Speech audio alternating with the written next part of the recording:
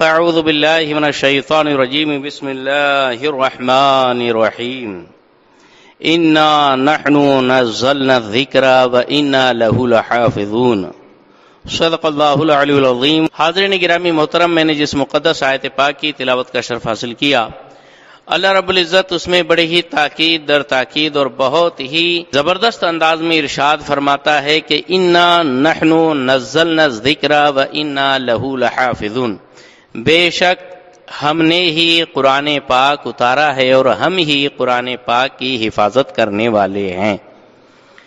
یہ مقدس آیت مبارکہ سے قرآن پاک کی عظمت جہاں ظاہر ہو رہی ہے، وہی اس کے غیر متبدل ہونے اور اس میں کسی طور پر بھی دخل اندازی کے امکان کو بالکل خارج کر دیا گیا کہ قرآن پاک میں نہ کوئی کمی کی جا سکتی ہے، نہ کوئی زیادتی کی جا سکتی ہے، نہ زبر کا زیر، نہ زیر کو زبر کیا جا سکتا ہے، نہ نقطے کا ہیر پھیر ہو سکتا ہے۔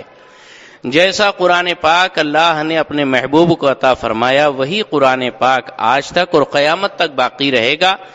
اللہ تبارک و تعالی نے اس قرآن کی حفاظت کی ذمہ داری خود لی ہے اور فرمایا ہے انا لہ لحافظون، کہ ہم ہی اس کی حفاظت کرنے والے ہیں۔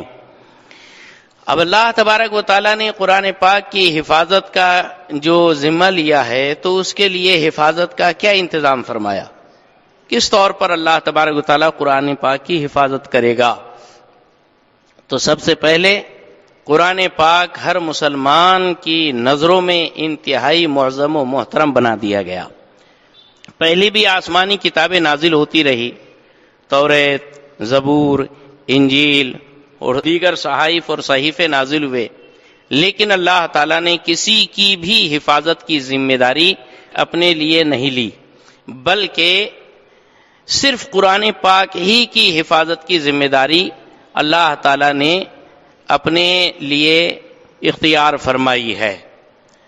اس کا اصل راز یہ ہے کہ جتنی بھی پہلی امتیں رہی ہے اور ان کے دین مذہب رہے ہیں، ان کے لیے جو اتاری گئی آسمانی کتابیں رہی ہے، وہ ایک محدود زمانے کے لیے تھی۔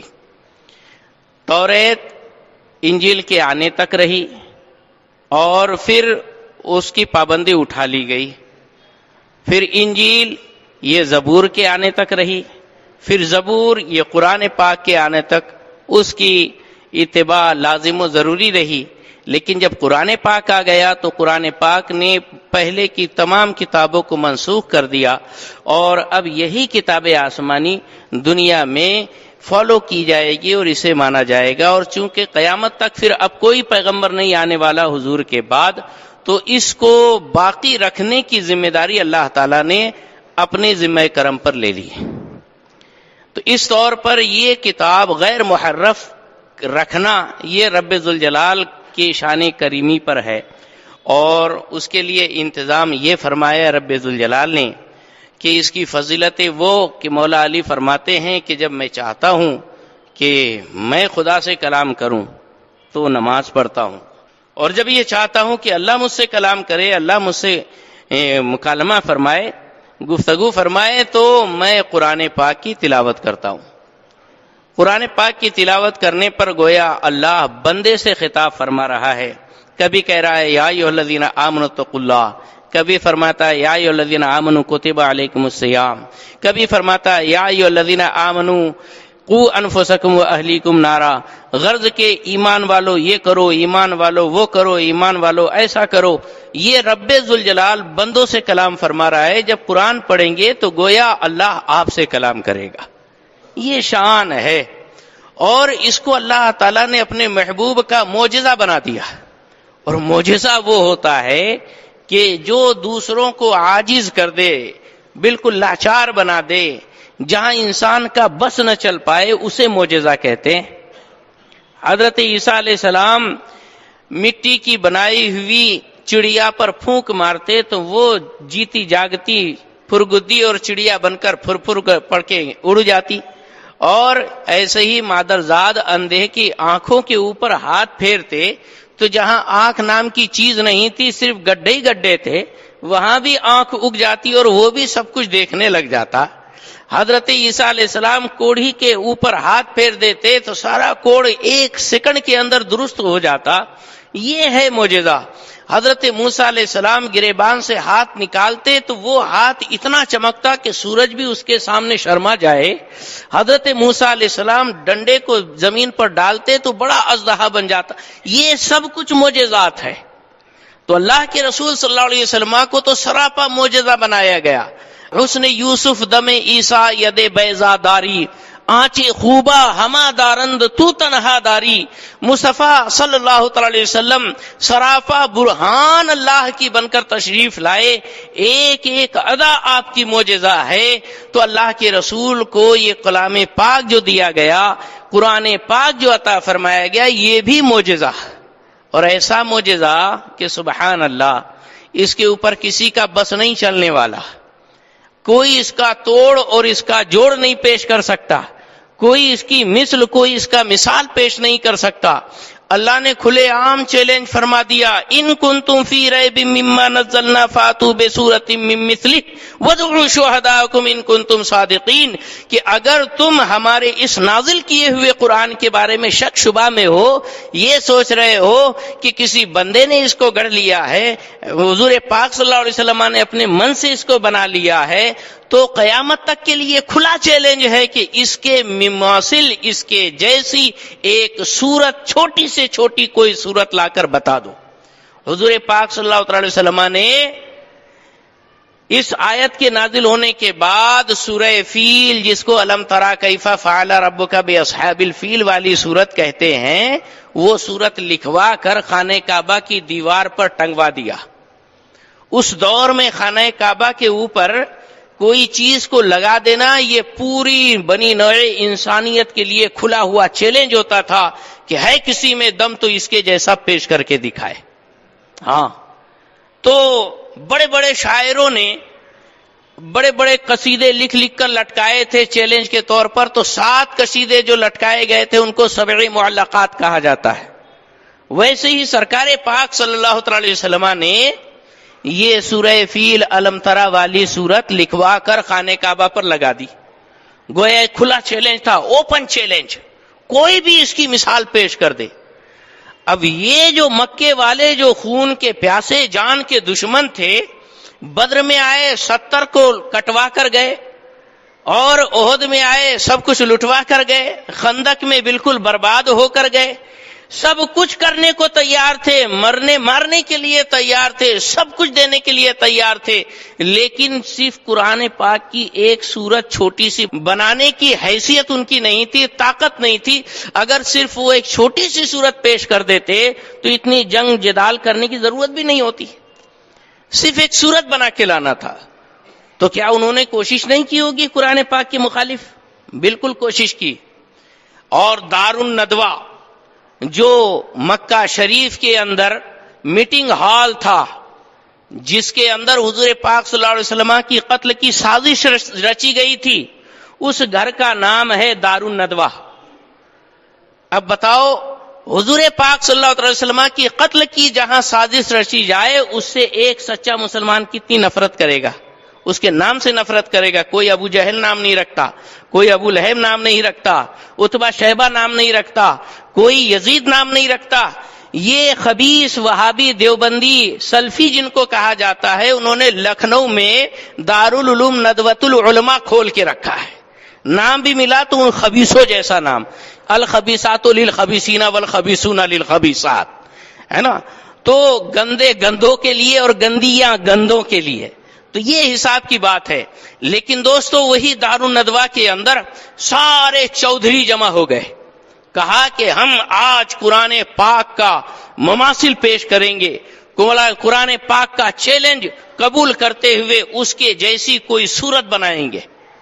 بڑے بڑے فصیح، بلیغ، جانکار، دمادان اور ادبا، شعراء، جانکار لوگوں کو جمع کیا گیا. کہا گیا کہ چلو پیش کرو. کس کا جواب دینا ہے؟ کہا سورہ فیل کا جواب دینا ہے. کیا ہے سورہ فیل؟ پڑھ کے سنایا کہ الم تری کیف فعل ربک باصحاب الفیل. میرے محبوب، تم نے نہ دیکھا کہ تمہارے رب نے ہاتھی والوں کے ساتھ کیا کیا؟ الم تری کیف فعل ربک باصحاب الفیل، پوری سورت پاک پڑھ کے سنائی دی گئی. کہا کہ ارے اس کا تو جواب بہت آسان ہے. الم تری کیف فعل ربک باصحاب الفیل، سورہ فیل ہے نا، تو چلو پہلی آیت اپنی یہ بنا لیتے ہیں، الفیل والفیل. بولے واہ واہ کیا بات ہے، واہ واہ بہت اچھا لکھ لیا، الفیل والفیل. بولے دوسری آیت، تو بولے دوسری آیت کا توڑ اور جوڑ اور مقابل یہ ہوگا وما ادراک ما الفیل. ارے بولے کیا بات ہے، واہ واہ لکھ لیا. دوسری آیت قرآن کے مقابلے میں دوسری ایک سورت بنا رہے تھے، الفیل والفیل وما ادراک ما الفیل. اور بولے تیسری آیت ارشاد ہو تو تیسرے کو کھجلی چھٹی بولتا ہے، خرطومہ طویل. بولے واہ واہ بہت اچھی بات ہے. اور چوتھی تو بولے ذنبہ قصیر.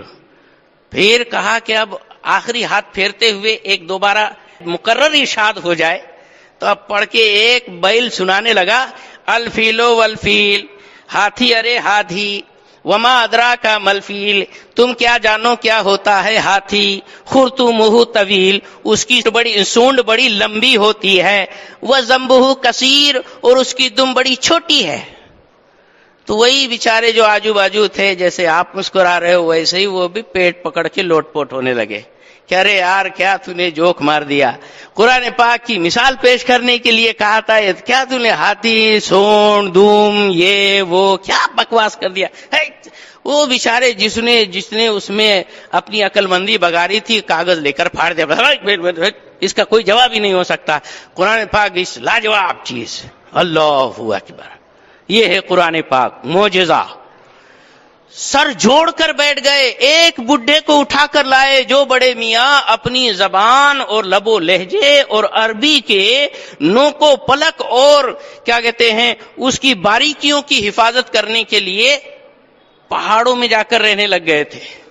ایسی عمر ہو گئی کہ کمر جھک گئی، آنکھوں کے یہ بھویں جو ہے سفید ہو گئے، بڑے ہونے کی وجہ سے آنکھوں کے اوپر وہ جھک کر آ گئے.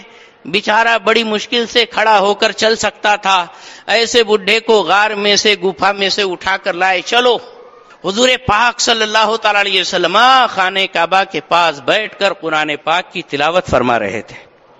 سرکار پاک صلی اللہ علیہ وسلم بآواز بلند تلاوت فرماتے ہوئے یہ پڑھ رہے تھے کہ وفی القصاص حیات یا اولی الالباب، قصاص کے اندر زندگی ہے اے عقل والو. قصاص یعنی جان کے بدلے جان، قاتل کو قتل کر دینے میں زندگی ہے اے عقل والو. یہ قرآن پاک کی آیت آپ پڑھ رہے تھے. وہ بڑے میاں جو بڑی مشکل سے چل پا رہے تھے، دو آدمی ادھر سے ہاتھ پکڑے، دو آدمی ادھر سے ہاتھ پکڑے لا رہے تھے حضور کے پاس. سرکار کی آواز جو رس گھولتی ہوئی کانوں میں پہنچی اور پیارا کلام الہی جو کان سے سیدھے دل میں اترا، بڑے میاں نے ایک جھرجھری لی، جھٹکا دے کر دونوں لوگوں کو آزو بازو سے دور بھگایا اور زمین پر گر پڑے. لوگ سوچے کیا ہوا، یہ اچانک کیا حال آ گیا، کیا جھٹکے آ گئے. چلو شاید دماغ میں بخار چڑھ گیا ہوگا. جیسے تیسے کھینچ کر اٹھا کر کھڑے کیا تو بیچارے وہی تنا کر بڑے میاں بولنے لگے، ابے چھوڑو، تم کیا سمجھتے ہو میں گر پڑا ہوں؟ نہیں گرا نہیں ہوں. دیکھو کتنا شاندار کلام انہوں نے کہا ہے، وفی القصاص حیات یا اولی الالباب. یقیناً یہ کسی انسان کا کلام ہو ہی نہیں سکتا. دونوں ضد، قصاص جس کے اندر موت کا پیغام ہے، حیات جو سراپا زندگی کہتے ہیں، موت و حیات جو ایک دوسرے کی ضد ہے، اور ان ضدین کو جمع کر دیا گیا ہے اور اتنے حسین انداز میں کہ کوئی اس سے انکار نہیں کر سکتا. اجتماعی ضدین محال ہے، لیکن یہاں تو ممکن اور پاسبل کر کے دکھا دیا. یہ یقین رب کی قدرت کا کرشمہ ہے، یہ خدا ہی کا کلام ہے. میں سجدہ فصاحت ادا کر رہا تھا. یہ کلام کی حقانیت اور فصاحت کے اوپر میں سجدہ بجا لا رہا تھا کہ کتنا شاندار اور کتنا بے مثل و بے مثال کلام. جو اٹھا کے لائے تھے گھسیٹ کر وہیں چھوڑ کے بھاگ گئے کہ آج جس کو لائے تھے وہی تو انہی کا کلمہ پڑھنے لگ گیا، انہی کی گنگان کرنے لگا، انہی کی تعریفیں کرنے لگا. کیا فائدہ؟ تو غرض کے کلام پاک معجزہ ہے، معجزہ. ہاں کہ اسلام کی فطرت میں قدرت نے لچک دی ہے، جتنا ہی دباؤ گے اتنا ہی یہ ابھرے گا. الگ الگ موسم میں الگ الگ مینڈکوں کو زکام ہوتا ہے. آج کے دور میں اصلی نسلی بدذات شخص جس کا نام وسیم رضوی ہے، جو یو پی اتر پردیش کے شیعہ وقف بورڈ کا چیئرمین ہے، اس خبیث نے سپریم کورٹ کے اندر پی آئی ایل داخل کیا ہے کہ قرآن پاک سے 26 آیتوں کو نکال دیا جائے. اس کے باپ کا راج چل رہا ہے. کون نکال سکتا ہے قرآن پاک کی آیتوں کو؟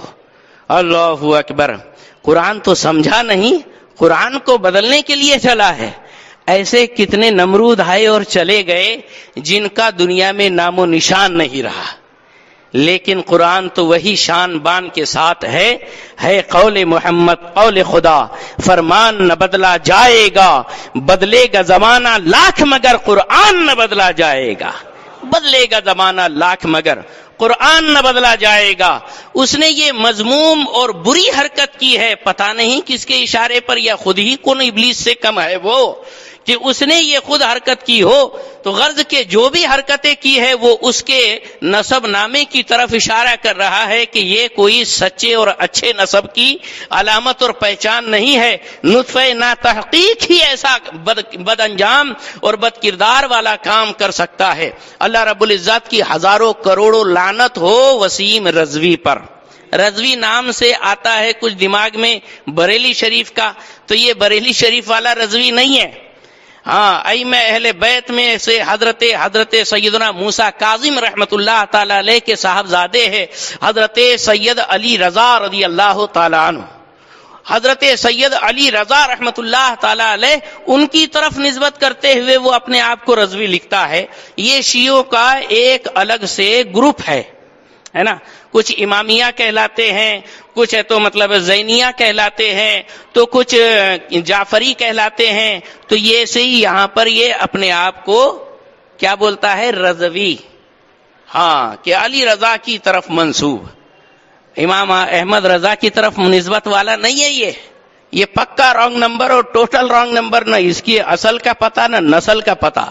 ہاں، تو دوستان گرامی اس نے یہ حرکت کی ہے، لیکن سچ جانیے کہ قرآن پاک کے اندر تحریف امپاسبل. اللہ رب العزت نے خود ارشاد فرمایا، جب قرآن پاک نازل ہوتا تھا تو ابتدائی زمانے وحی میں ہوتا یہ تھا کہ حضرت جبریل اللہ کا پیغام لاتے اور حضور کو سناتے، تو حضرت جبریل ادھر پڑھتے جاتے اور حضور سنتے سنتے وہ سنا ہوا دہرانے کی بھی کوشش فرماتے اور ساتھ میں سننے کی طرف بھی توجہ. اب میں جو بول رہا ہوں آپ میرے بولی کے ساتھ آپ بھی بولتے جاؤ تو کتنا آپ کو ٹینشن ہوگا. ایک تو سننا ہے، پھر اس کو دہرانا بھی ہے، پھر آگے جو گفتگو چل رہی ہے اس کو بھی کنٹینیو دماغ میں رکھنا ہے. دماغ بوجھل ہو جائے گا، آپ پریشان ہو جائیں گے. اللہ کے رسول صلی اللہ تعالی علیہ وسلم اسی لیے حضرت جبریل امین جیسے جیسے بولتے سناتے، حضور پاک صلی اللہ علیہ وسلم اس کو دہرانے میں جلدی فرماتے اور آگے کا کلام بھی توجہ سے سنتے. اللہ کو اپنے محبوب کی یہ مشقت بھی گوارا نہ ہوئی. اللہ ارشاد فرماتا ہے، لا تحرک لسانک لتعجل به ان علینا جمعہ وقرآنہ. میرے محبوب جب قرآن نازل ہو تو جلدی یاد کرنے کے شوق میں آپ اپنے لبوں کو حرکت نہ دیں، بلکہ بس جبریل سنا رہا ہے آپ سنتے رہے. بھلے ہی وہ ایک آیت ہو، چاہے ایک پارہ ہو یا پوری ایک سورت ہو، خاموشی سے بس سنتے رہنا ہے. میرے محبوب کوئی تکلیف نہیں اٹھانا ہے. ہاں، شانتی سے سنو، بس سنو. انا علینا جمعہ و قرآن، ہمارے ذمے ہے یہ قرآن کو جمع کر دینا اور آپ سے پڑھا کر لینا. سبحان اللہ. تو حضرت جبریل امین پورا سب قرآن سنا کر چلے جاتے اور حضور پاک صلی اللہ علیہ وسلم من وعن ٹو بٹو جو کہ تو جیسے کہ ویسے بالکل ہو بہو ویسے ہی پڑھ کر سنا دیتے. ون ٹائم سن کر یاد کر لینا، یہ اسٹیمنا ہو سکتا ہے کسی کے اندر سوائے ہمارے حضور کے؟ اللہ نے فرمایا انا علینا جمعہ و قرآن. کیا مطلب؟ ہمارے ذمے ہے اس کو جمع کر. قرآن پاک سب سے پہلے اللہ ہی نے جمع کیا ہے. ہاں، اور ایسا نہیں کہ حضور پاک صلی اللہ علیہ وسلم کے پردہ فرمانے کے بعد حضرت ابو بکر صدیق، حضرت عمر فاروق اعظم نے اپنے من سے قرآن پاک کی آیتوں کی لائننگ جوڑی ہو. نا نا نا نا نا، ارے بے وقوفو، یاد کرو جب سرکار پاک صلی اللہ علیہ وسلم رمضان کے مہینے میں ہوتے تو ماں عائشہ کہتی ہے ریح مرسلہ، آندھی سے بھی زیادہ حضور پاک صلی اللہ علیہ وسلم سخاوت فرمایا کرتے تھے، اس لیے کہ جبریل امین حضور کی بارگاہ میں آتے تھے. اور آج بھی وہ جو جنت کی کیاری روضۃ من ریاض الجنہ مسجد نبوی کے اندر جو خطہ ہے جس کو جنت کا ٹکڑا کہا جاتا ہے، اس میں ایک کھمبا ہے استوان ہے جبرائیل. وہاں کیا ہوتا تھا؟ سرکار پاک صلی اللہ علیہ وسلم وہاں تشریف رکھے بیٹھے ہوتے، حضرت جبریل حضور کی بارگاہ میں آتے اور رمضان شریف میں پورا قرآن حضور کو سناتے، جبکہ پورا قرآن 23 سال میں نازل ہوا، لیکن ہر ماہ رمضان کے اندر جبریل امین حضور کی بارگاہ میں آ کر پورا قرآن سنایا کرتے تھے. ہاں، اور ایسا ہی نہیں کہ صرف جبریل سناتے تھے، پھر حضور بھی جبریل امین کو سناتے تھے. بتاؤ صاحب، تو یہ تو اللہ تعالیٰ نے پورا قرآن پاک جمع فرما دیا ہے. اس میں صدیق اکبر فاروق اعظم نے کچھ گھال میل کم زیادہ نہیں کیا. ارے وہ مقدس ہستیاں ہیں کہ اللہ اکبر، اللہ کے رسول نے فرمایا کہ علیکم بسنتی و سنت الخلفاء الراشدین، تمہارے اوپر میرے طریقے اور خلفاء راشدین کے طریقے کو اپنانا لازم و واجب ہے. ہاں، افضل البشر بعد الانبیاء بالتحقیق سیدنا صدیق اکبر کی ذات پاک، اللہ اکبر اللہ اکبر، جن کو حضور نے اپنے دور حیات میں اپنا نائب بنا کر امیر الحج مقرر فرما کر حجۃ الوداع میں بھیجا تھا. وہ صدیق اکبر جنہوں نے حضور کی دور حیات میں 18 نمازوں کی امامت فرمائی ہے، وہ صدیق اکبر، وہ شان والے، اللہ اکبر. اور یہ خبیث کا بچہ پتہ نہیں اس کا باپ کون اور ماں کون اور کہاں سے آ گیا، کہتا ہے کہ ان لوگوں نے کچھ کیا ہے. ارے نہیں رے، یہ انا علینا جمعہ و قرآن، قرآن پاک کی آیت ہے. اللہ فرماتا ہے ہمارے ذمے ہے قرآن کو جمع کرنا. اللہ نے قرآن جمع فرمایا. پھر 23 سال میں نجمن جیسے اترا حضور نے وہ ساری اپنی نگرانی کے اندر صحابہ کرام کو یاد کروایا، حافظ بنوایا. اور جب حضرت صدیق اکبر کے دور خلافت کے اندر جنگ موتا ہوئی اور جنگ یمامہ، تو اس میں بہت سارے حفاظ صحابہ کرام شہید ہوئے. تو صدیق اکبر نے سوچا کہ اب جتنی بھی قرآن پاک کے نسخے ہیں وہ سب کو جمع کیا جائے. جمع کر کے کتابی شکل بنا دی گئی اور بی بی حفصہ کے پاس وہ سارے نسخے جمع کر دیے گئے. پھر جو ہے چونکہ الگ الگ لب و لہجے ہوتے ہیں، ادائیگی کے انداز ہوتے ہیں. آج بھی آپ دیکھیں گے تو انڈونیشیا ملیشیا والے اکبر کی جگہ اچبر بولتے، اللہ اکبر ہے نا، کوئی بولتا اللہ اکبر ہے نا، کوئی بولتا اللہ اجبر. ایسے ایسے یعنی بولیاں ہوتی ہے، یہ لوگوں کے لب و لہجے ہوتے ہیں. مالیگاؤں والوں سے شین جلدی ادا نہیں ہوتا ہے نا، سمساد کی شادی میں شکر کا شربت ایسا بولتے ہیں وہ. تو ایک لب و لہجے ہوتے ہیں. تو اب جب وہ جیسے لب و لہجے تھے ویسے ہی لکھنا لوگوں نے شروع کر دیا. تو حضرت عثمان غنی رضی اللہ تعالیٰ نے ایک رسم پر سب کو متفق کیا کہ جو اصل قرآن پاک حضور پاک صلی اللہ علیہ وسلم کی زبان فیض ترجمان سے سنا اور اللہ نے نازل فرمایا، وہی رسم الخط کے حساب سے انہوں نے تحریر کیا اور فرمایا چاہے جس کا کوئی بھی لب و لہجہ ہو، سارے لب و لہجے والے قرآن ہٹا دو، جلا دو، اور یہ قرآن کا نسخہ ہی ہر جگہ چلے گا. ایک رسم عثمانی اس کو کہا جاتا ہے، صحیفہ عثمانی اس کو کہا جاتا ہے. یہ انہوں نے بہت بڑا کام کیا، ورنہ تو ہر کوئی اپنے انداز میں، اب بہار والوں سے رے نہیں ادا ہوتا ہے، وڑے بول دیتے ہیں، تو قرآن پاک میں بھی رے گھسا دیے ہوتے. لیکن ایک رسم جب فکس ہو گئی تو دیکھیے بہار کے بھی علماء اور حفاظ اتنے شاندار عربی قرأت کرتے ہیں کہ جس کے اوپر 100 جان سے نثار ہونے کو جی کہتا ہے. کیا ہے یہ رسم عثمانی کا کمال ہے. اس میں کسی نے کوئی گھال میل نہیں کیا ہے، اسی کی نسل میں گھال میل ہے وسیم رضوی کے، جو ایسی بکواس اور حفوات کر رہا ہے. لیکن ایک بات تو صحیح ہے قول محمد قول خدا، فرمان نہ بدلا جائے گا، بدلے گا زمانہ لاکھ مگر قرآن نہ بدلا جائے گا. وہ قرآن کے اندر ایک نقطے کا بھی ہیر پھیر رد و بدل تبدیلی نہیں ہے.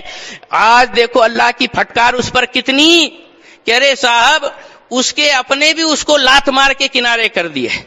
ہاں اس کے ہم عقیدہ بھی اس کو اپنا نہیں بولنے کے لیے تیار ہے، بلکہ اس کی بیوی بھی اس کو ٹھکرا کر چلی گئی، بچوں نے ٹھکرا دیا، بھائی نے ٹھکرا دیا، گھر میں اکیلا ہے، بولتا ہے سب مجھے چھوڑ دیں گے، میں سوسائڈ کر لوں گا لیکن پیچھے نہیں ہٹوں گا. ارے تو اسی لائق ہے.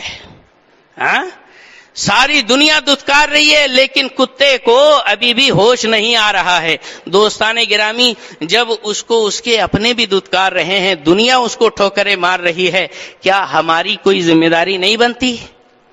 یہ تو ہماری طرف سے رضا اکیڈمی بامبے اور اس کے سربراہ عالی جناب سعید نوری صاحب کو بہت بہت مبارکباد دینا چاہتا ہوں کہ انہوں نے ایک ایسا فرض کفایہ ادا کیا کہ باقاعدہ اس خبیث کے خلاف اسی سپریم کورٹ کے اندر کراس پٹیشن داخل کر کے دستخطی مہم جاری کی ہے کہ اب وسیم رضوی کی جو کچھ بھی پی آئی ایل ہے وہ فرسٹ ٹائم میں ہی خارج کر دی جائے. یہی سب لوگوں کا ڈیمانڈ ہے، یہی سب لوگوں کی خواہش ہے. اس کے لیے دستخطی مہم ہے.